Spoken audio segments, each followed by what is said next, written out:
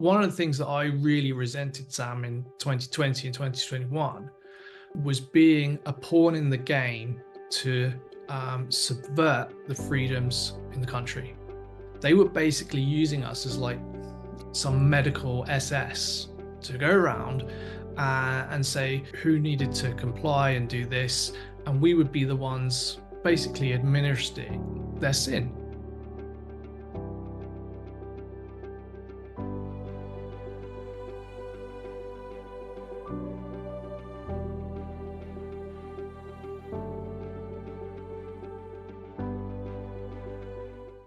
Dr. Sam White had been a general practitioner in the United Kingdom for over a decade when the COVID-19 show was launched in 2020.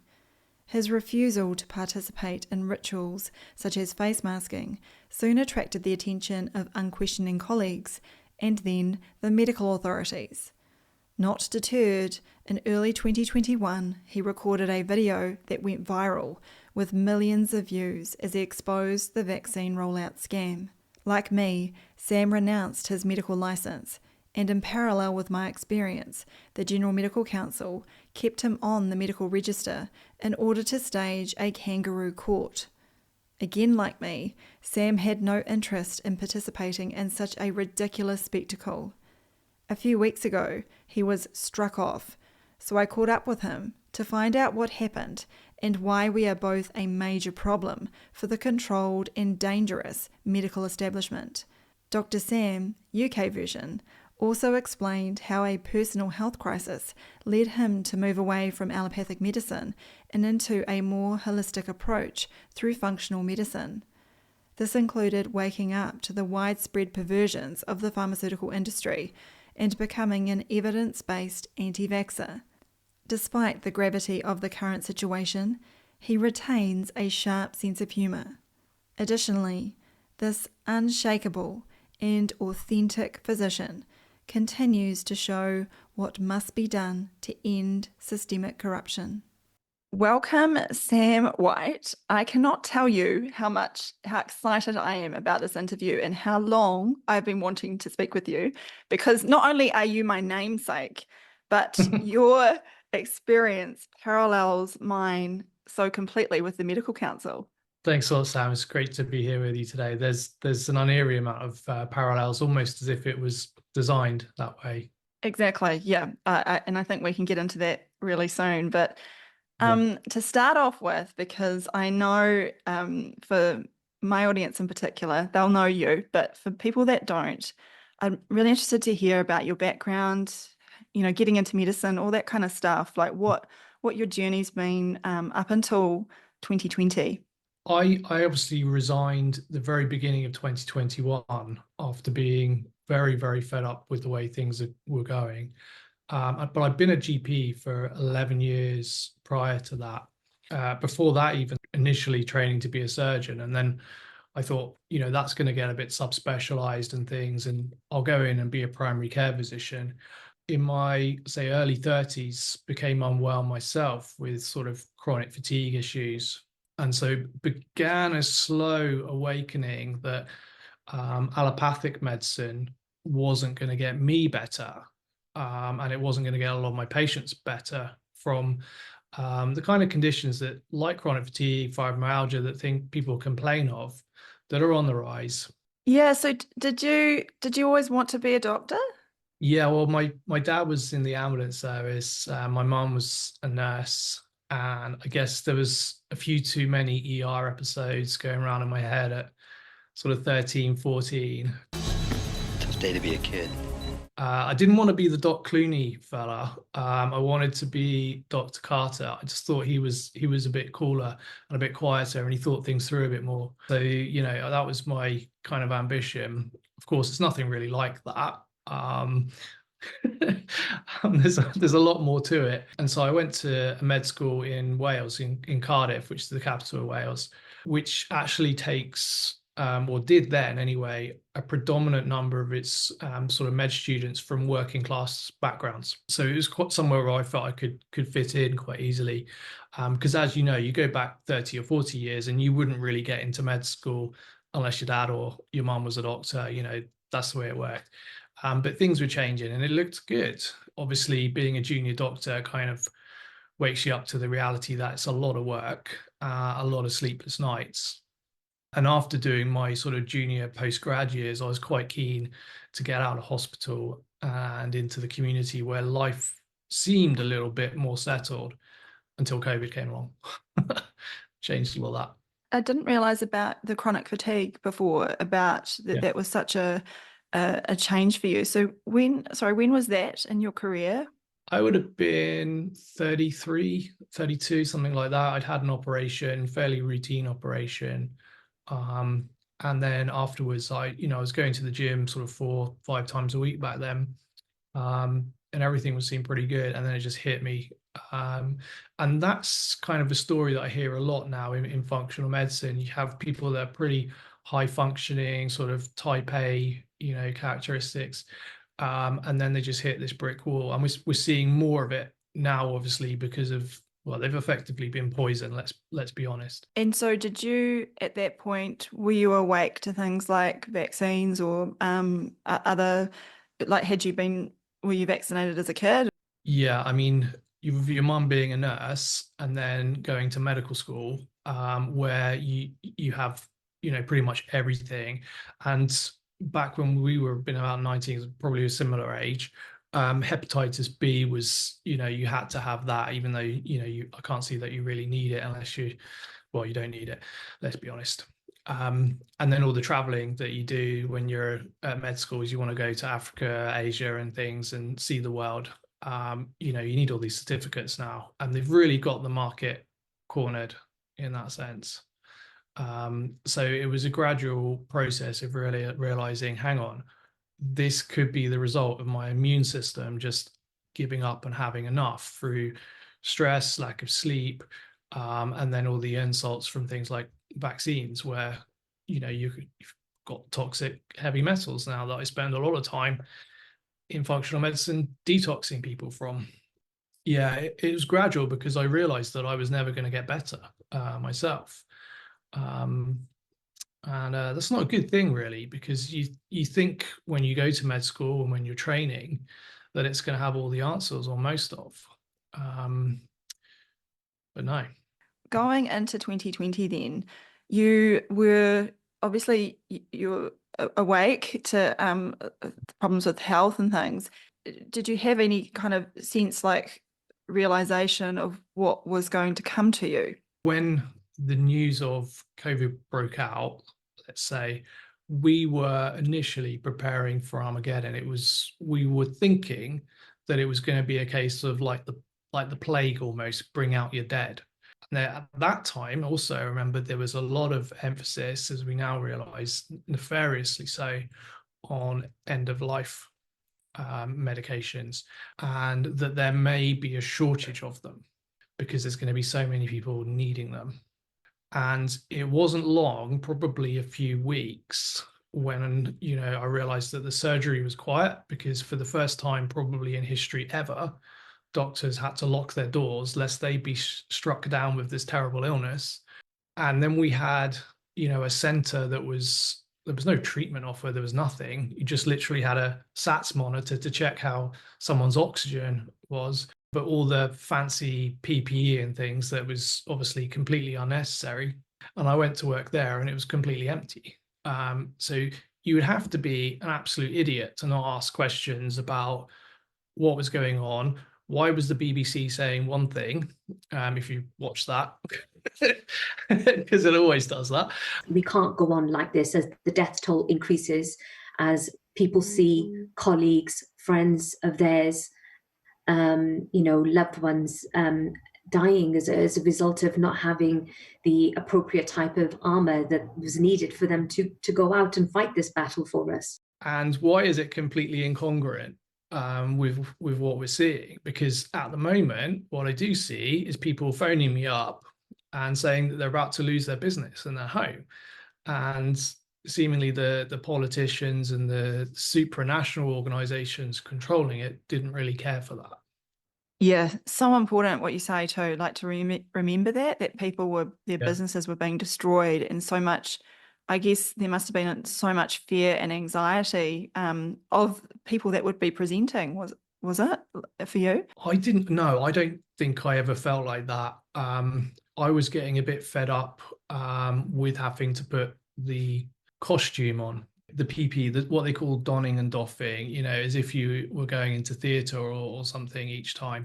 I didn't want to play that game. And it wasn't long before, I was getting emails saying that I was scaring people by not wearing a mask. I mean, can you imagine? We've forgotten how crazy that time was, because at that time, everyone's losing their jobs.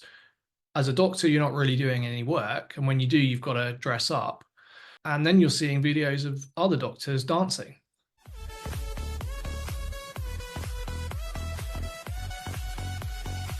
I mean, it was total madness. And to think that, there's people who now, in 2024, get on with their lives as if that was completely normal. And maybe it was a bit off, but it was all by mistake. There's so many people struggling, had their lives completely devastated, and they've been able to do that and get away with it partly because of the censoring of doctors. Whilst I think some are too afraid to speak up, I really think the others have buried their head in the sands. Totally agree with you, Sam. Yeah. What at that time too, what was the feeling amongst your colleagues and, because I was working at the same at that same time, Yeah. and I remember feeling it was really difficult to talk to people about that you had completely different idea of what was going on, like not wearing masks and all the stuff. To the point where you probably wouldn't bother unless you were perhaps as naive as I was, in thinking that everyone was on the same page, or soon would be, if you just had a little chat with them and told them it was nonsense. Because it wasn't like that. You would hit a brick wall and you would literally repel someone, in the complete opposite direction to you. And to a certain extent, it still has that effect today, not nearly as much. And no amount of sense or reasoning or papers even that came out, because these guys were following the science. Well, no, it's scientism. It's now become a doctrine, really. No amount of that was going to change it. I don't think there's been another time in history quite like what we've been through with COVID, not in the same way that so many people globally have been affected and still will be. What was the crossroads for you? What happened that really kind of changed your life, I guess? There was all this hype about a vaccine which wasn't needed, didn't sound much like a vaccine, although I'm glad it was, and I'm glad it was called that now.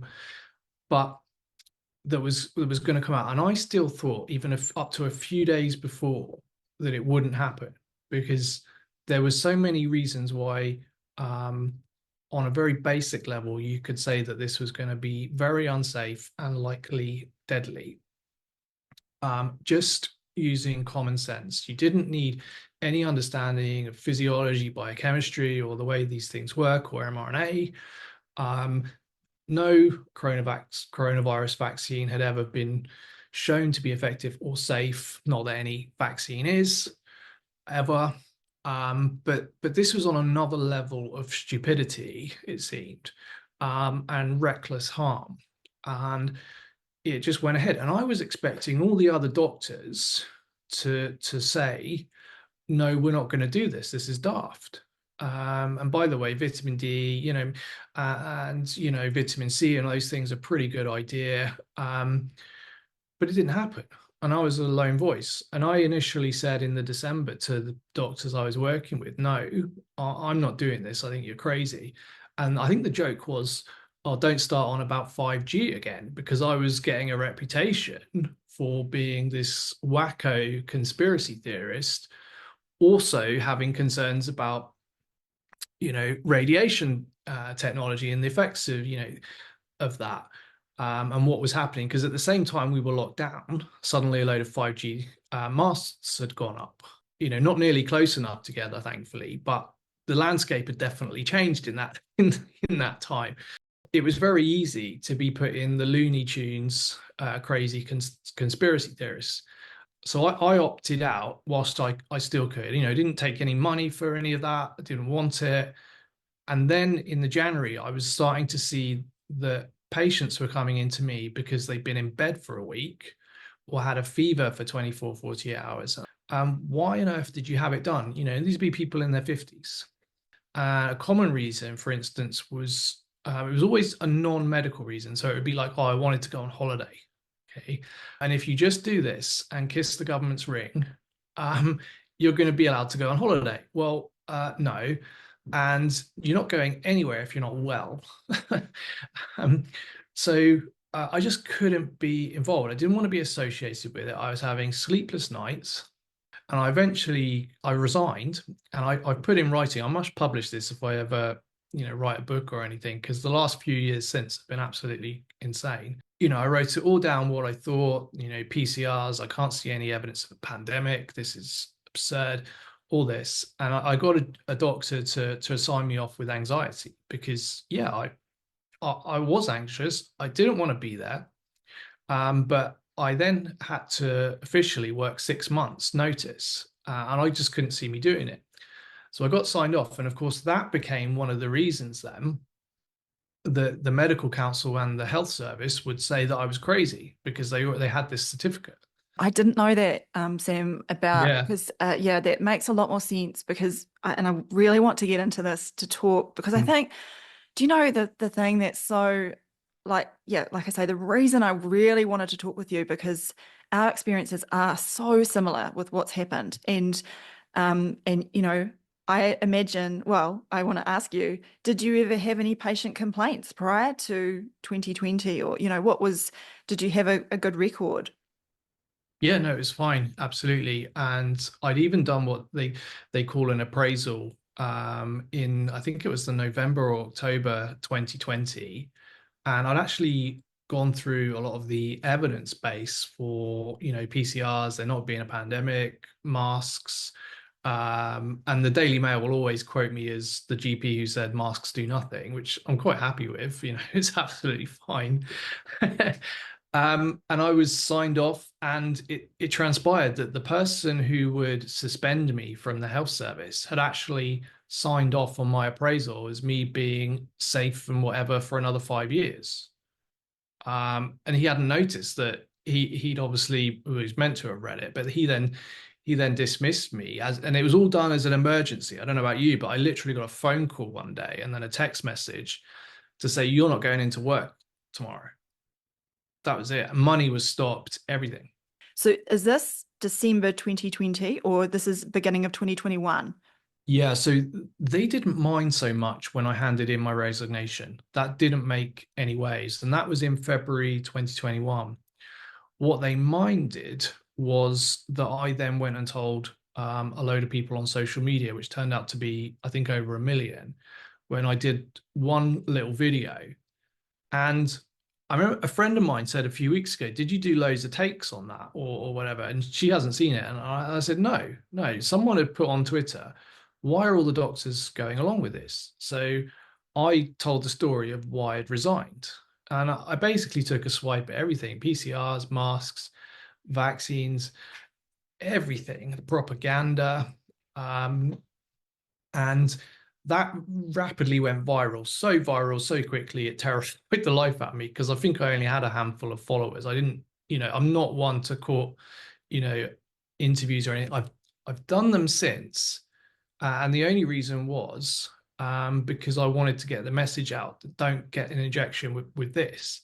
I find it, I'm a bit socially awkward and all those kind of things normally. So anyone who knows me knows that's not me.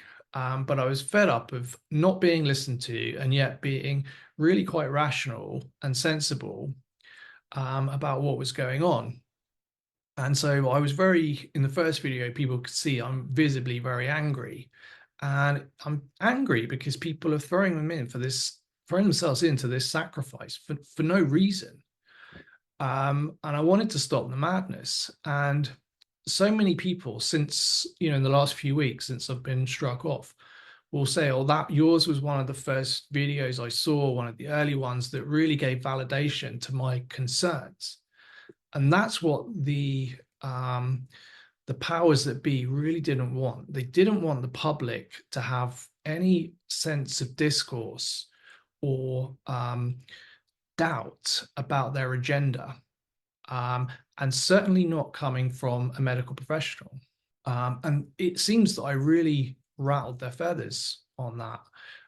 So much so that shortly after that video going viral, I was suspended by emergency order by the health service, and also the General Medical Council, who proceeded then to operate a kind of pincer movement for the next few years.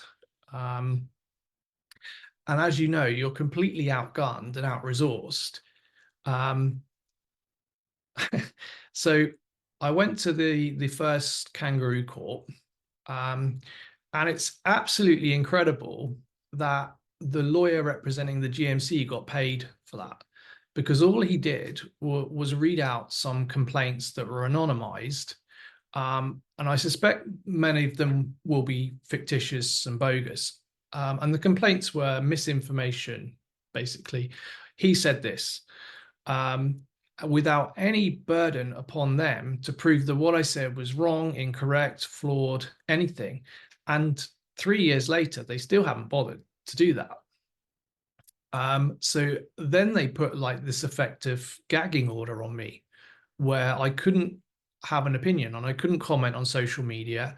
I had to remove all my social media posts. They were really, really afraid of social media.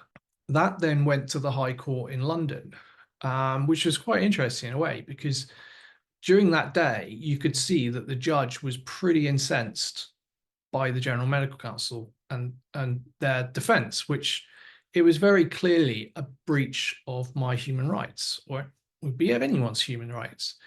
And human rights is a joke as well. I mean, you know, they've put that on superfluously on top of sovereign, divine rights. And, but anyway, the judge overturned the decision. And I thought that there would be an absolute deluge of doctors now coming forward, since we've proven in court that the GMC couldn't behave like that.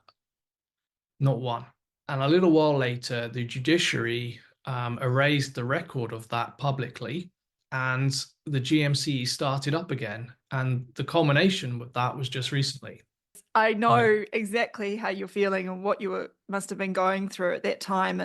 And because, like you did, in such an honourable and valiant way to stand up for what's right. And I think what makes you the most scary to them is the fact that you can't be bought. They need to be able to control all of us. And the one thing I really wanted to impress on the audience is that the reason that you cannot trust doctors any longer is because doctors are compromised. They are controlled. Their actions are controlled by a group, the medical council, essentially, for their income. Yeah. And so you can't trust them. Yeah. The best scenario, doctor-patient relationship, is that person in front of you is always working in your best interests. That's not going to happen when you put this other level in there, who often has a really quite heinous objective. And that's Big Pharma. And it's a big mafia. It's basically the most profitable organization on the world. The vaccine industry, once you work out that the vaccines are there to make people sick as well, longer term, because we now have a chronic health epidemic. And then there's a load more medicines that can then be sold, 10, 100 times the value, I'm not sure of the numbers, to profit from chronic illness. That's where all of these guidelines, and I'm sure it's the same in New Zealand, doctors are controlled by guidelines.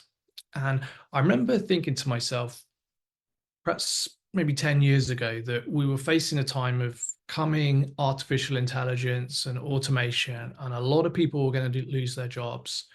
But that would never happen to the medical profession, because you still need that human touch there and oversight, but you don't anymore. One of the things that I really resented, Sam, in 2020 and 2021 was being a pawn in the game to subvert the freedoms in the country. They were basically using us as like some medical SS to go around and say who needed to comply and do this. And we would be the ones basically administering their sin. And it's so immense, that kind of burden. Once you realize it, there's no way you can carry on. Yeah, I've been struck off. Yeah, I've had smear articles written about me. I've had my website hacked. I've had threats of you know what.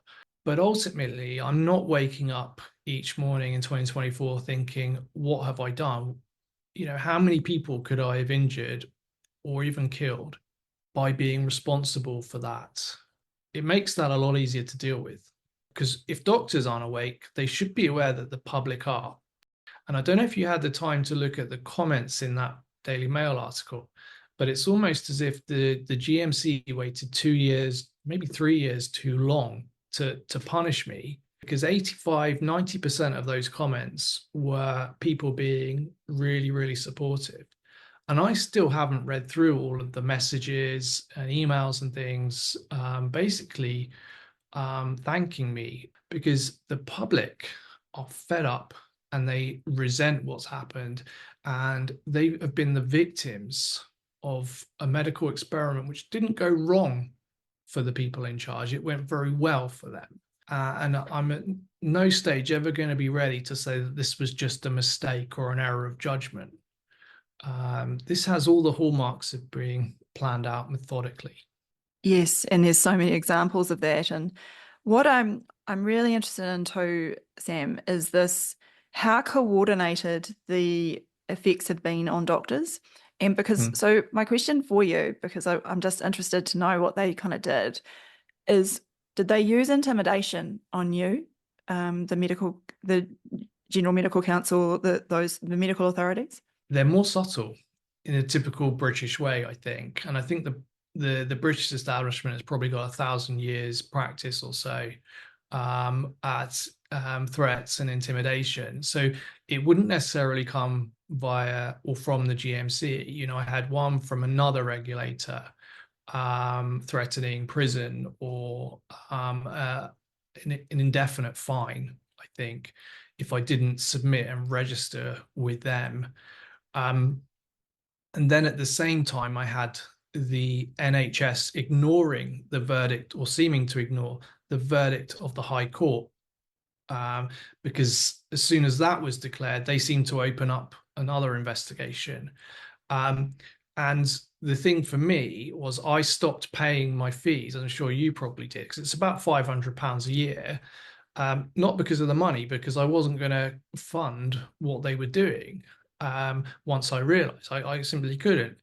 And I relinquished my license because I didn't continue to do the annual bum kissing appraisal thing. I said, when they said that they were going to investigate me again, and their investigation was merely transcripts of interviews. So if they watch this, you know, they might want to write it up. And they had 700, 800 pages of things that I'd said. That was it.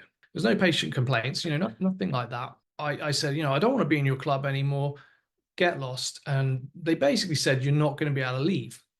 Just when I thought I was out, they pulled me back in.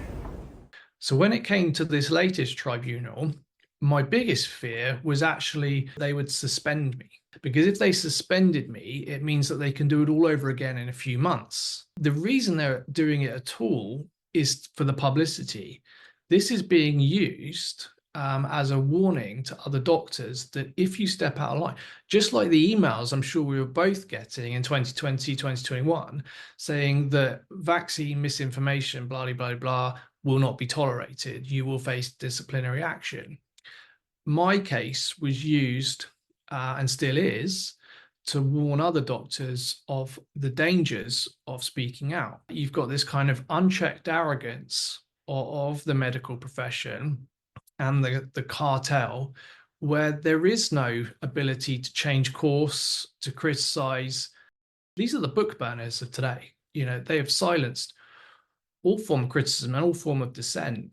Ultimately, if I had children, I wouldn't want them going into really any profession, not in this country anymore, because they're all controlled by the regulators, which are just, you know, other machinations of the government, really, which again are puppets of, you know, this greater entity outside of, each of the sovereign sort of territories.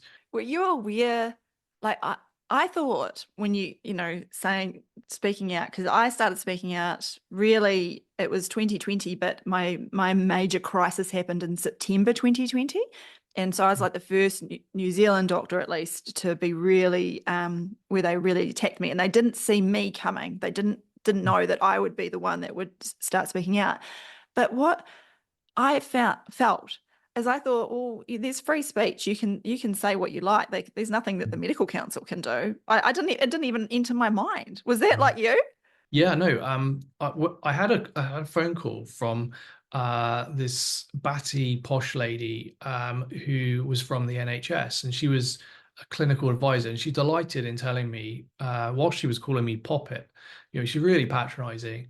And she phoned up and asked me my thoughts on hydroxychloroquine and budesonide. By that time, she'd failed to notice that budesonide was already in the guidelines. And she knew full well that you can't really mention hydroxychloroquine because otherwise it means you're friends with Donald Trump or something crazy like that. It was, so I just said, well, why don't you do your own reading? And I sort of hung up on her. And of course, then she phoned back a couple of days later to tell me I wasn't going to work anymore. And that she was concerned for my welfare. It was a bit kind of creepy as well. And thankfully I managed to record that. But I had no idea of the kind of power that they had, or the complete abolishment of freedom of speech for anything that might be outside of guidelines, be it from the WHO, be it from the government. And then I look back and it turns out lots of people have been kind of disciplined or suspended for social media posts. When you're actually blowing the whistle, as it's called, I mean, that is actually also meant to be protected in this country by the Public Interest Disclosure Act. But of course, they've got so many laws, or rather not laws, but legislation that they can use, that if one doesn't work, they'll just pop another one in. It's been really insidious, this slow creep, and it mirrors what's happened particularly in this country as well. And I'm sure it's the same over there. We've got people going to prison now, especially since Herr Starmer got in, for posts that they've done on Facebook. Far more serious, really quite nasty crimes. People haven't gone to prison, but one post on social media and you've got people doing 20 months. But the interesting thing is that's often when they've been accused of something that they know not to be true. Okay, so if the prosecutor can prove that that person posted something they knew not to be true, well, what about all the propaganda we've been subject to? What about all the safe and effective? When is that going to catch up with the perpetrators of that? We drum in that messaging around the dangers of COVID pretty diligently for a full 2-week period of sustained propaganda.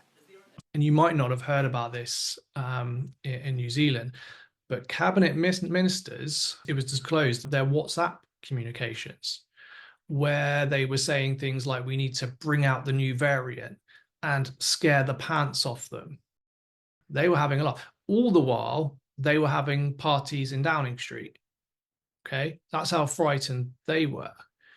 They got away with that. And yet they were putting out all these untrue, dangerous, and deadly things.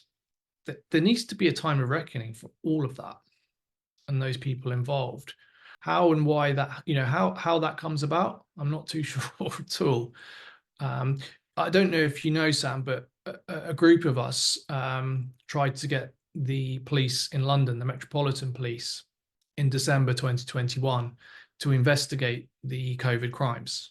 And we submitted lots of evidence and data to them over a 2-month period, but that ultimately went nowhere. And we had experts from all around the world offering to help, but that got shut down, and it increased the level of threats and targeting that came our way as a result. And it's interesting because it parallels, it's the same, that those sorts of tactics have been tried here as well in New Zealand. And I think it's knowing that, the slave masters control Yeah. The Also, the police essentially, and this is just another arm of their whole spider web, and you can't use yeah. them, you can't go to them. But I know you have this hope that there is some sense of right and wrong, of justice and fairness, and that awakening. And particularly, I think you and I have had that earlier on, in our, I guess, our careers, that you really see, you pull back the curtain. Because what I find really interesting too with what's happened to you, because I think we should talk about this a bit more, but is how they create a psychiatric profile on you and say that you're insightless, because it seems that when you disagree with the crazy cult, you lack insight. Yeah, and if you actually look at some of the cases that other people have, been referred to the GMC, it reads a bit like they've gone for retraining and counselling afterwards. And maybe that might be, behavioural thing, drugs, alcohol, whatever. But they were very keen, very quickly on, to go down the mental health route. And of course, going through the process, they know that the process is the punishment. So this last one, I didn't engage in the process. I didn't give it oxygen. I don't want that kind of evil, frankly, in my life. I could do without it. And that was one of the criticisms I've had all along, that I've said that what's happening now is a fight and a battle between good and evil. And I think if you intentionally put out toxins to poison people, I happen to think that's pretty evil. Where we go from here, there does need to be a reckoning, and it starts with, I think, acknowledging all the people that have been injured. Because the other thing I realized early on, when they went ahead recklessly with this vaccine schedule, when there were problems, it would mean that the medical profession would do what it always does when it doesn't understand something. It gaslights the patient. It tells them that it's in their head, until maybe a few decades later they have an explanation, or better still, a drug to solve that symptom, or to quell it for a while, should we say. But I knew that because they didn't know anything really about how it worked, what it would do, how safe it was, that as soon as there were problems, and the problems were happening really quickly and really fast, the people would be gaslit. And of course, you've got that, and then you've also got the fact that the doctors can't even comment that someone's injury or death may be due to a vaccine, because then that's misinformation, and they'll be struck off, they'll lose their livelihood, and they'll end up on the street, because that's what they want to happen. And I don't know what it's like in New Zealand with the medical council, but the suicide rate for doctors going through the disciplinary process with the medical council is horrendous. It has a lot to do with the process, how long it takes, but also the fact they don't seem to respect any laws either. And they don't mind if you have to go to appeal, because that drains you, and it drains your financial resources. But they've got so much money. They've got an army of scumbag lawyers, willing to do their bidding for the right price. They don't care about any of that. They will put you through whatever they need to put you through, so long as you don't do it again and no one else bothers to try. Yes, and exactly. And that's why I think your approach of starving the beast, of giving them nothing, of not engaging, is the best approach, because that's exactly what I did for my kangaroo court as well, is that you can't, it's understanding what they're fearful of. How is the GMC is there any oversight, like regulatory body, that checks what they're doing is correct, or how does it work? From what I can find, they get a few million from government. Okay, so they can't be independent of them. But also they're answerable and elected by the Privy Council. Now, the Privy Council that's kind of like the highest honour, I believe, in British society. And they are the advisors to the king. The way our establishment is structured, that's really as far as it goes. And I think really, we grew up with thinking that the monarchy doesn't really have much of a say and that democracy is key. I think it's a lot more powerful and influential behind the scenes, which is obviously, you've got no idea. There's no transparency. It gets an incredible amount of money. You're probably pulling the strings a lot more. And people are starting to wake up to all of this.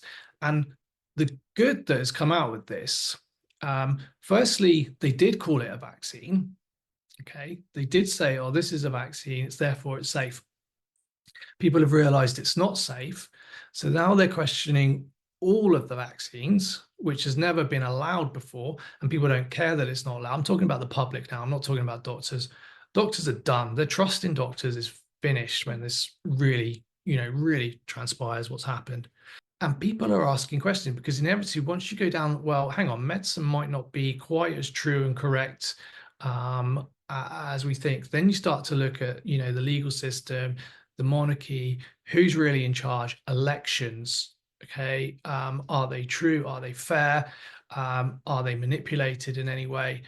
And also, the other thing is that we are poisoned so much in the society today. When you're doing natural medicine, you pick up all these nasty heavy metals and toxins in people's urine, mycotoxins, the food, if you want to eat clean food, you've got to earn a fortune to be able to pay for it. Our health is atrocious. And then there's the psychological poisoning, perhaps having to relearn nearly all of history because, that might not be quite as true and correct as well. Can't really trust the church. And this really is a time of, a great awakening. And it's been triggered by this medical disaster. So it's not that I don't think good things will flow out of this or on, they are at the moment. And all of the people that come to me, for instance, unless they've been injured by the vaccine, which is an increasing proportion, they're all very much on the same page. And I think all of this kind of evil in our world changes when we say enough is enough and we just don't give our consent anymore. Yeah, really, really beautiful. Sam, are you a spiritual person? Yeah. And I think you have to be, partly going through something like this, but when you go through this kind of awakening experience, you see that there is true evil beyond comprehension of what an ordinary person could imagine evil to be. I remember, for instance, you might have seen over there, Fall of the Cabal coming out a few years ago. And that really, really affected me. I was not sleeping then for a week. And it's an evil that's unimaginable to any normal human being who has any empathy, I think. And then you realize that there must be a good in this world and a creator to be able to rebalance and take out that evil once and for all. And I know that each of the times, especially in the last few years, where I've been challenged, thought it's all over, and it nearly has been, there's been someone there come into my life, perhaps new, never met before, who saved the day, so to speak, and put me right again. That's kind of been a divine intervention. And I think me speaking up, and probably you as well, was a lot like a tap on the shoulder saying, you're not going along with this. You can't, you won't. It took a while for me to realize that after being raised as a Catholic and then strongly resenting that, as is an inevitable journey seemingly for most Catholics. I liked how you differentiated between the church before you were saying, there's that's different, and I totally agree with you. We were kind of raised as atheists, but I sort of believed in something, but I didn't really, like you, the realization of the pure evil and what that represents, and understanding that if Satan exists, then the opposite must be true too. And so I wanted to ask you about this most latest kangaroo court. What was the final thing? What was that over? What did they claim that was about? Well, it was actually interviews I'd given in 2021 and 2022. After I'd won in the High Court in London, I thought, well, great. I've proved that we still do have a free speech. So I'm going to do some interviews and I'm going to warn people. I spoke very frankly. I said that this was becoming a totalitarian state and world. This was about globalist control and the complete subjugation of humanity and our enslavement. Ultimately, this was nothing to do with medicine. So what they did was transcribe all of those interviews. I mean, they might want to do this one as well now. I didn't go to this kangaroo court at all because one, I don't want to waste my life, doing these courts, which is what they want. I'm told by a consultant that went in order to advise someone else who's going through it, that they were watching my interviews back as evidence that I'd said things which were misinformation. And apparently the GMC had requested a suspension for me. And I know why they'd done that. It was so that they could do it again in a few months and keep, it's like a whip, basically, just crack the whip. And use their powers in the media to do that as well. The panel, who I can't see are independent in any way, and certainly not independent of thinking, but they did decide to erase me from the medical register because I'm so dangerous, and I haven't shown any remorse. And the other thing was I didn't bother to turn up. So they said that I needed to be part of the disciplinary procedure to go and have my bottom spanked in when I'm in there. So because I didn't do that, they needed to strike me off. Which, if you read the judgment, and I haven't, but if there's a toilet roll shortage and I'm sorted, aren't I? It's very clearly, I think, going to be unlawful, because they basically, I did read some of it, and it said that yes, he has freedom of speech, but in so many words, not if he's a doctor, because you can't have that. I've already had, a lawyer contact me about, getting it overturned in the High Court. But the problem is I don't want to be struck back on the register. I want to be on there. I think they should pay for what they've done. And I'm really, really glad that they've put their names to this nonsense, and so we can all see in a few years. But ultimately, the agenda was to get an article in, one of the tabloids, and they did that. With the Mail article, I went straight to the comment section, and Yeah. what is absolutely apparent, clear as day, is that 99% of people are in support of what you've done and think you're a hero because you are for what you've done. Yeah. And it reminded me so much because back in 2020, my first fact check kind of article where they were in the mainstream media in New Zealand, at least, they tried to smear me, and I would never as a principal look at it, but I was told that they had comments on there for about 2 or 3 hours, and then they had to take all the comments off and make it so you couldn't comment because they were all in my favor. And this is what they can't show you. Like, they don't want people to realize, like you say, the public are fed up and they're aware, they're awake. I almost thought like there might be some white hats in the media, because even though it was a smear, it was such a naff article. It really was naff. They're kind of saying to the public now, wake up, will you? This is nonsense. They've got articles in there about people being injured or hurt or killed. And all I did on, I think it was my Instagram, I put up, at least they got some nice pictures of me off my Instagram. So I put those up that said that I was a vaccine skeptic. It's a bit more than skepticism, I think. I'm pretty sorted there. And then, I just put up pictures of this person died, or, this is linked to cancer. I just put up all of those that are also published in the mainstream media.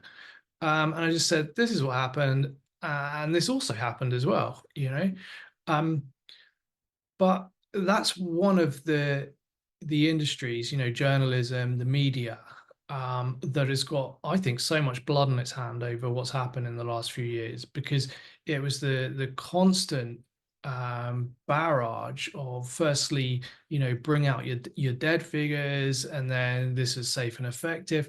And they know that the repetition, particularly in those susceptible to the propaganda. And I happen to think that it's the liberal, educated class who are more prone to believing it, because they have this kind of innate sense that they're not going to fall for nonsense. They're not going to fall for propaganda. And consequently, they don't see it when it's right in their face. And usually you find that, the guy on the street, he knows that it's all nonsense, but the person reading the Times or the BMJ or something, they've gone along with it, and they've had 5, 6, 7 of these things, and they've had multiple PCRs, and they've had COVID 20 times as well. The intimidation tactics that they've used on you, I mean, it's extreme, isn't it? Like hacking into computers. My bank account at one point as well, which is a bit strange. The thing is, you can't actually prove a lot of it, but you know that actually there's been a lot of weird stuff happen in the last few years. At first I thought, this was very well coordinated, and it was to do with these kind of Five Eyes countries: New Zealand, Australia, Canada, and the UK. The US seems somewhat protected by its First Amendment, but we know that they don't really follow the Constitution because they've got all this legislation that bypasses it. But it's the medical boards that have all of this power.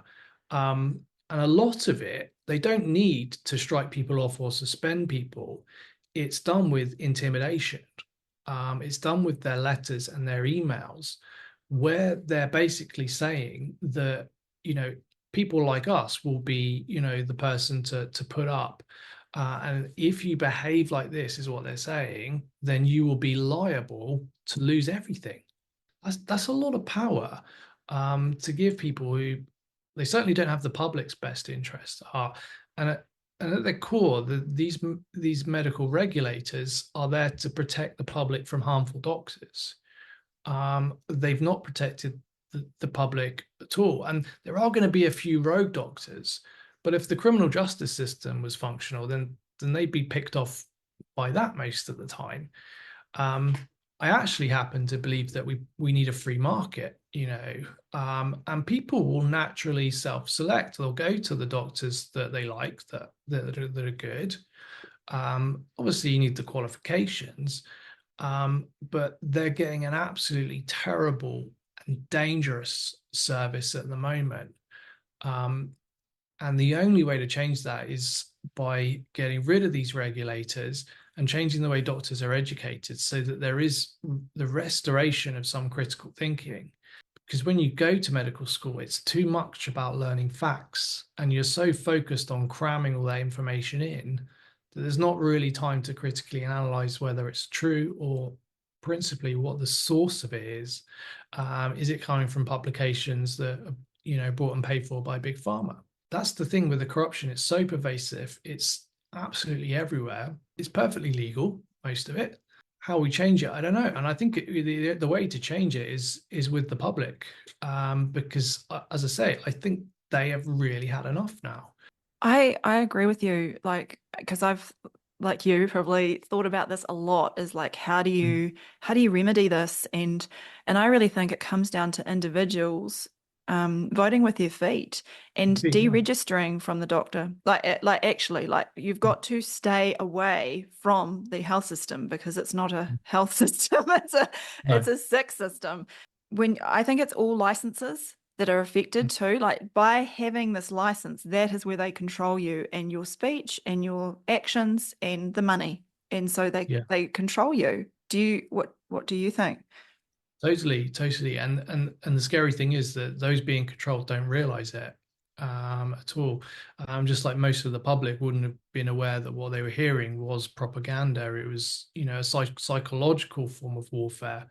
And that lends itself, again, to this automation, artificial intelligence. When you see how sophisticated that is now, and how conversely unsophisticated critical thinking is among doctors, there's not going to be, I don't think there's going to be anything like what we've got now, and we don't want it, but it's going to be far worse, the trajectory that we're heading on. And I go back to this whole, systemic poisoning of us, which is happening on every level. And Robert Kennedy did a very good speech the other day, talking about the obesity epidemic in America. And a lot of that comes down to, the toxins in vast majority of it comes down to the toxins in food, the seed oils, pesticides, fertilizers, everything. And we've got to get people healthy again by just changing all of, everything that goes into us and that's part of our environment, as well as our psychological intake from these clowns that seem to want to run the show. It's a big task. It is, but it starts with everyone, doesn't it? It starts with yourself and your decisions that you make every day, and they can be the smallest of things, but not going along, non-compliance, and like you say, looking into things yourself for the first time. And I mean, I don't know about you, but I felt really stupid, like reflecting back of how much I blindly accepted everything that I was taught when it's and when you look into it, you just feel I felt ashamed. Incredibly painful process looking back. And there's also the thing about, your parents probably spent a lot of money to send you to medical school. And I know mine, my mother's certainly very unhappy about what's happened and not quite on the same page in that sense. And of course, they feel a bit like they've invested a lot of money for me to then, turn my back on it and say, I can't do this anymore. I think that's been pretty hard for them as well. But ultimately, we can't, once you're cognizant of the fact that this is not in people's best interest for us to be that way, to practice that way, and like you say, be controlled, by people who don't care about anyone else. They don't have empathy. If the world is going to be run by devil worshippers, we can't go along with that. Putting that bluntly, but we've got to say no. And the people that come and see me now and get better from things that they weren't getting better from before, because they were using symptom suppression drugs, by and large, they'll tell me, I don't ask them to tell me this, but they don't want to go near their doctor. They don't want anything to do with them. They don't want any medication. They don't want any scans. They don't want anything. Of course, we can't use the internet to determine who's a good doctor, because that's also controlled by Google. So I think the internet's got to be cleaned up, but I'm not the IT specialist to do that, certainly.